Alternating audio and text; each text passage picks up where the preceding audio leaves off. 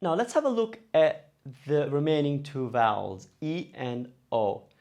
The reason I left these ones for last is that unlike the first three vowels, A, E and U, these two actually have two sounds, which takes the total of possible sounds to 7. Now, I'm going to tell you the two sounds for each one, but please bear in mind, you might, 1, not be able to hear the difference, 2, not be able to produce it, or 3, be able to hear it and produce it. The fact is, it doesn't matter, because even Italians, depending on which region they're from, they also are unable to make one or the other sound, okay? Some regions have both sounds. I come from a region where we have both. Other regions may have one or the other. Some people may have a preference over one version of the sound rather than the other one, even though it's not the prescribed version based on the Italian diction or dictionary. So we'll look at them and we'll practice them, but it's not a big deal if you can't produce them. You'll still sound just as good as an Italian. So let's start with this one, E. E has two sounds, E and E. E, E. One is a closed E sound and the other one is an open air sound. Also, you could also look at them as short and long. So let's have a look at this one. English word set, set, set, set, se, e, set, se, egg, se, like egg, e. We got this same vowel in egg or set. Now this one is open, e. The second version, it doesn't quite exist in English, not always there. But the closest we could get is way, way, way, way, e. Imagine egg, and e. Okay. Now, what's the difference? Well, depending on the word, a word may have one or the other, okay? A word might require an open e or a closed e. And then if, you know, some people get it right, some people don't get it right. That's within Italy and Italians, okay? The idea, I'm going to share with you a few words, and let's actually start with my name.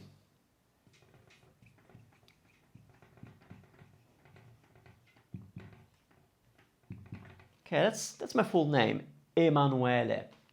So there's 1, 2, 3, E. Now, the correct way, prescribed way, whatever you want to say, would be to have E, that's a closed E, that's this one. E, Manuele. So we have closed, closed, and open. Now, the trick I can share with you to get it right most of the time, because like I said, some words have one or the other and it's just the way it is and we can't really predict that. But there's a way of predicting somehow, especially in longer words when there's more than 2 syllables. An open vowel simply means that there's more air coming through as you're speaking. So each word has a stress. You know, when we say spaghetti, we're stressing the spaghetti. Well, whatever syllable you're stressing, and we'll look at word stress later on in the course, but whatever word you're stressing, it means that you're putting more air for that particular syllable. Well, if that vowel happens to be an E, then chances are that E will be open, so it will end up sounding like an E. Okay, Emanuele, Emanuele. Now, if you said Emanuele, so you have the same E as these other two, it'd be fine. A lot of people call me that, especially in the north of Italy. So like I said, it's not vital to always be good at this. I'll show you the only time when it's kind of important, or it helps if you can have good pronunciation in this case only. These two words. This one is E. It's spelled, it's an E with an accent. it's pronounced e, it's the open one. It means it is, so it's the verb to be in the third person, it is. So if I want to say, oh, this is beautiful, I'll just say è bello. The e is the verb. This other e doesn't have an accent and it's a closed e and it means and. So for example, Romeo and Juliet, Romeo e Giulietta. Actually in Italian is Giulietta e Romeo. We put the girl first. Giulietta e Romeo. E, the closed e by itself means and the open e by itself means is. So that's the only time where you'd be better off pronouncing it one way or the other. But like I said, Italians don't do it, okay? And people still understand them. So, you know, go out and work on it, but don't despair if you can't get it. Let's have a look at the final vowel. Now that you understand how e works and how it's got two possible pronunciations, let's have a look at the final vowel. O.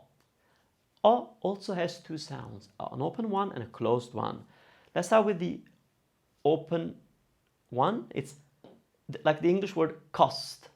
Cost. It's very open. O. Second version is a more closed version and it's similar to the English cozy, cozy, ko. Ka, ko, o. Everything that I've said about e applies here. So some people get it right, some people don't get it right. It's not important whether you get it right or not. You're still sounding good. You know, over time, you will find the more Italian you learn, the more you'll see patterns. So, okay, these words sound with open o or open e, this one sound with closed one. So over time, you acquire more confidence with specific words, but as a rule, there is no rule, okay?